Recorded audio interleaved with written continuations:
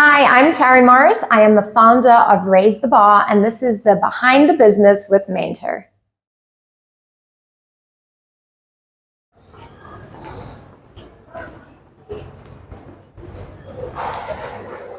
Hey girl! Hey! How are you? I'm good. How are you? I'm awesome. Welcome to Raise the Bar. I love the Raise the Bar Studios. I did a session with you once and I was like, I am so unfit. I remember that, but you still killed it. We try. So speaking of killing it in Raise the Bar, what was your inspiration to set up a beautiful space like this? So we started online, as you know, during lockdown. And I think that the need for physical space came when people were just like, we need to get out, we need an escapism. So I was like, you know what, we got to make a beautiful place where people can come together and meet their fitness goals. And yeah, Raise the Bar is all about community. I think that's my favorite part about it. And there's no better place to host a community than in beautiful fitness studios. And you do have gorgeous fitness studios. Before we get into your studio, we need to know, how do you start your day? Because if you're a fitness instructor, are you up at the crack of dawn? Not at all. I am not a morning person. All my instructors will tell you I will never, ever teach like a 5:45 a.m. class. I'll probably rather cancel it. I'm full transparency there. I'm a night owl. I'll be working till all hours of the morning. But how I start my day off, number one, with a coffee. They always say you shouldn't start your day off with a coffee. You have to have lemon water and all of that. I'm not fitnessy in that sense. Get the caffeine in. And then straight away, I get to my to-do list. So I'm very structured and organized in that sense. So I've got all my goals for the day written down, and then I kind of hit the to-do list and start attacking emails and all of that. And then, every day is kind of different. On days that I teach, days that I don't teach. Some days are more marketing focused, some are more workshop focused. It just depends really on the day. Love that. And you are a founder, so that means you ideate and do a lot of the business strategy stuff yourself. How do you like to work when it comes to the longer term goal setting versus the day-to-day stuff? You know what? I think it all starts in the day-to-day stuff. I think everything you do every single day needs to be a step closer to your long-term goals, whether that be in terms of expansion or, just keeping your current success alive. So for me, it's just really important having those baby steps, not getting overwhelmed. I think the number one thing I've always been really mindful of is to not expand too quickly.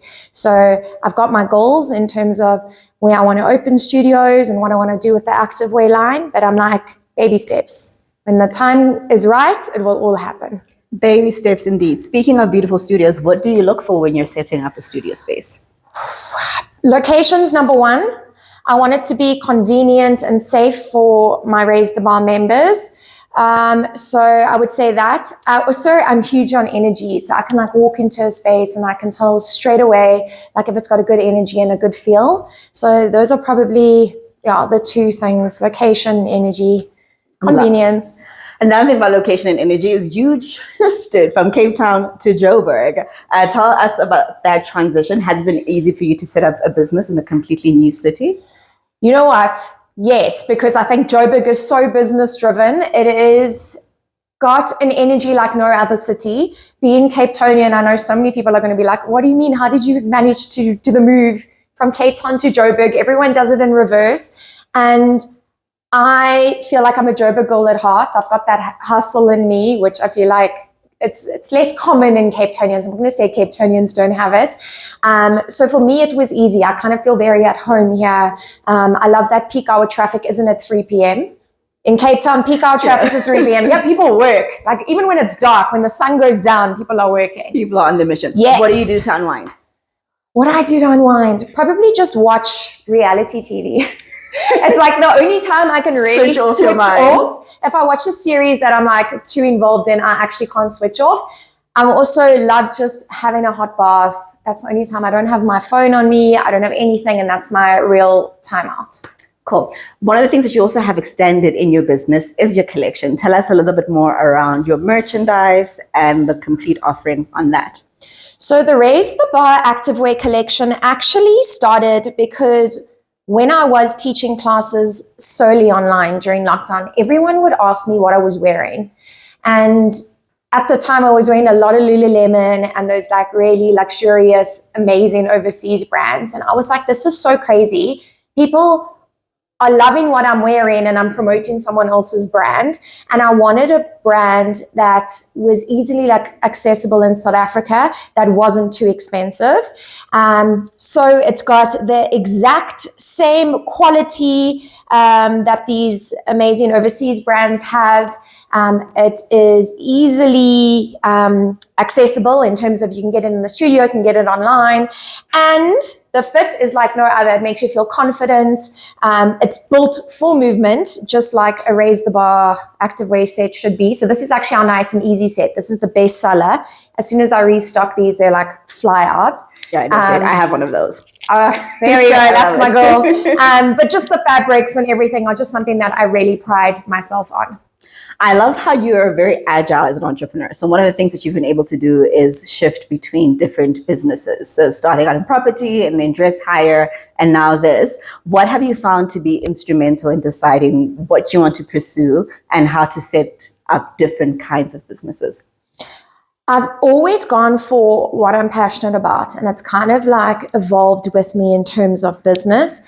So when I started in apparel, it was something I was super passionate about. So I just had especially for merchandising, and I was just very involved in like buying and things like that. And then I kind of just evolved, and then I opened White Runway, which was my first real venture in Cape Town, my entrepreneur venture. And then from there on, it went into Cape Town Dress Hire. And I've kind of always just listened to what the market wanted and needed. So White Runway was where you came and you purchased bridesmaids dresses. And every time someone came in, they were like, can we not hire? And I was like, listening to the market. Cape Town Dress Hire then started. And from there, I was like having to deal with trying to get 10 bridesmaids to agree on one dress. I was like, this is a really hard sell. So then I was like, if I can sell a bride a wedding gown, I can sell property. So I was like, I may as well then sell the most expensive thing you can buy. So then I went into property, and then I kind of achieved more than I thought I was going to in a very short period of time. So I was like, you know what? I've done all I can here. On to the next one. That's one thing with me. I can't be stagnant. I can't be bored. I need to constantly be growing.